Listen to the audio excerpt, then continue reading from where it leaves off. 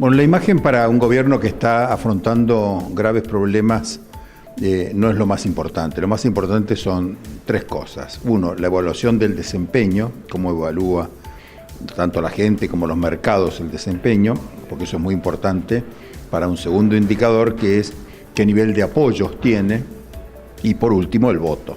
Esas tres dimensiones, desempeño, apoyos y votos, son más importantes que la imagen, que en definitiva depende de atributos positivos o negativos coyunturales, que no son muy determinantes. Un gobierno con pésima imagen ha hecho cosas muy buenas, por ejemplo, el caso de Cristina Kirchner después del 2000, cuando ganó el 2011, con mala imagen, sin embargo tuvo buen desempeño y convenció sobre apoyos y logró un voto del 52%, sin que sus atributos positivos cambiaran absolutamente nada. Entonces, no es lo más importante, no es la imagen.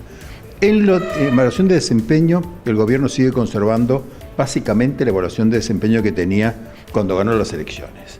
Ha perdido casi un 20% de evaluación de desempeño que vino cuando ganó las elecciones y generó una gran esperanza colectiva, no en la parte económica. Esa esperanza estuvo en una serie de áreas: la política internacional, la política social, incluso la política laboral, porque se esperaban reformas. Donde no andaba era en el tema estrictamente económico-financiero. ¿Por qué? Porque la política del gobierno no fue una política muy renovadora. La gente tenía la experiencia, las personas, los métodos, los procedimientos, el Banco Central, la presencia de los operadores internacionales de los bonos, generaban una suspicacia. Entonces, evaluación de desempeño no está peor que cuando ganó las elecciones, tampoco está mejor, podría haber estado mejor. Perdió esa ventaja que logró en el momento inicial, lo podemos llamar el cheque en blanco. ¿Tiene un piso?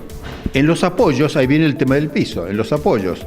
Esto implica un apoyo de prácticamente 38% o 40% a casi todas sus políticas, menos en la política económica, donde tiene un 70% en contra, baja al 30%, pero tampoco más abajo del 30%. Y en el voto, eso es más o menos lo mismo. Estamos hablando hoy de un 36-37%, que da por una victoria en primera vuelta si alguien no surge que lo supere. Ese alguien no surge porque la oposición no tiene figuras, pero es muy probable entonces que haya una segunda vuelta. El riesgo de la segunda vuelta es que el segundo gana, si es que ese segundo no ha generado suspicacias, sospechas, rechazos muy grandes, que hace que el que no lo votó al primero en la primera vuelta lo vote en la segunda, porque peor es el que está en contra. Dependerá que quiénes sean los que lleguen al balotaje. Mi impresión es que va a haber muchos candidatos.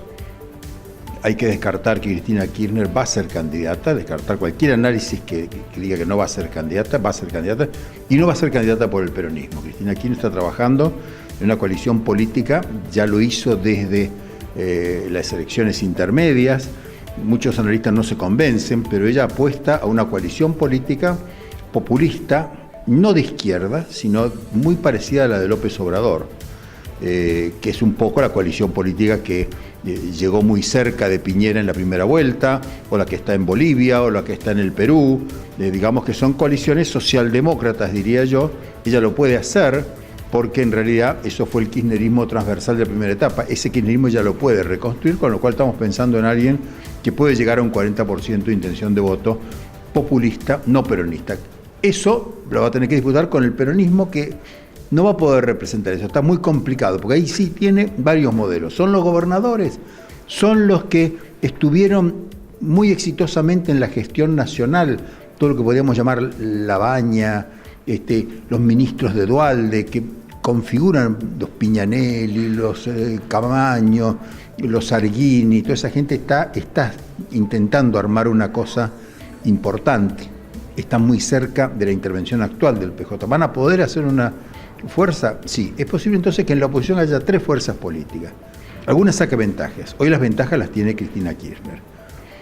Es muy parecida esa coalición a la que tiene Lula. No se puede decir que Lula sea la izquierda. Hay una izquierda de Lula.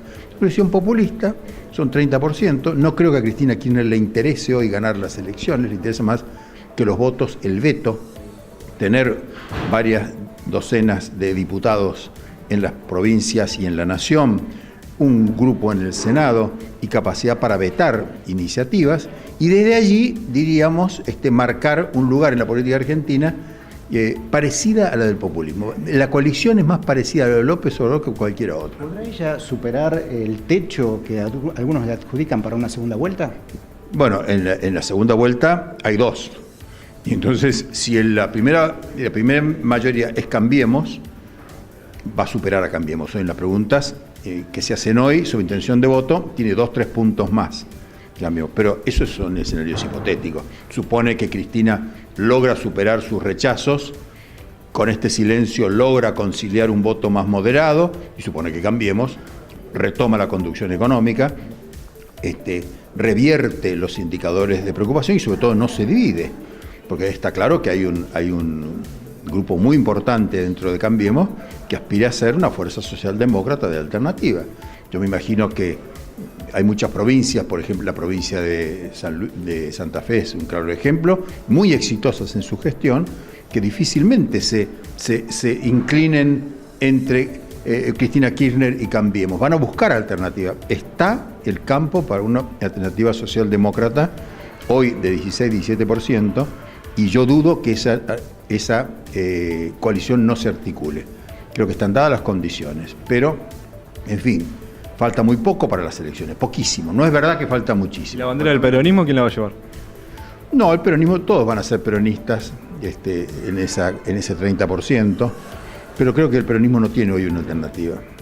Va a ser una cosa muy centrada en modelos de país, en un populismo versus una especie de mayoría fragmentada, muy desperdigada, que es la que ha tenido Cambiemos. El principal éxito de Macri fue lograr amalgamar esto, darle un sentido.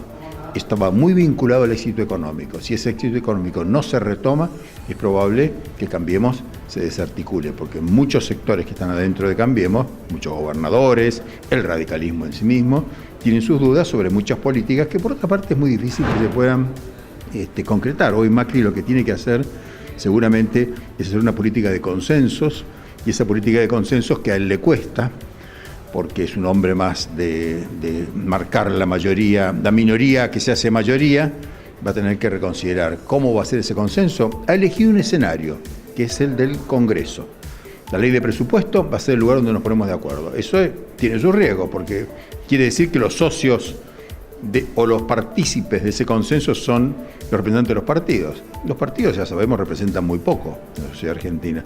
¿Y qué pasa si él no logra un éxito en el consenso en el Congreso? O buscar otros consensos. ¿Cuáles serían? Uno, el que le proponen muchos pensadores y políticos que están dentro del radicalismo, sobre todo, también hay alguna gente del PRO, en hacer una especie de recreación de los consejos económicos y sociales, las mesas sectoriales. La Antesica es un promotor claro de esta posición. Eso hay que ver si tiene un espacio. Implica a los empresarios con muchas ganas de concertar, teniendo en cuenta unos sindicatos que no tienen ninguna gana de concertar, con cierto previo paso por unas paritarias exitosas para ello. Entonces, es difícil. No creo que no cabe otro remedio que una posición parecida a la que hubo en el Acuerdo de San Nicolás, en la época de Duhalde, que puso en marcha más bien un consenso de la sociedad civil, de generar una política de Estado, consenso sobre ideas, y que la presión de la sociedad obliga a los partidos a seleccionar 10, 12 temas que no se discuten. Eso está vinculado a la seguridad, la educación, la salud, ciertos aspectos de la política territorial, seguramente el federalismo, una nueva ley de coparticipación. Son todos temas que le pueden dar a Macri una fuerte iniciativa más allá de la política y más allá de los resultados día a día de los mercados.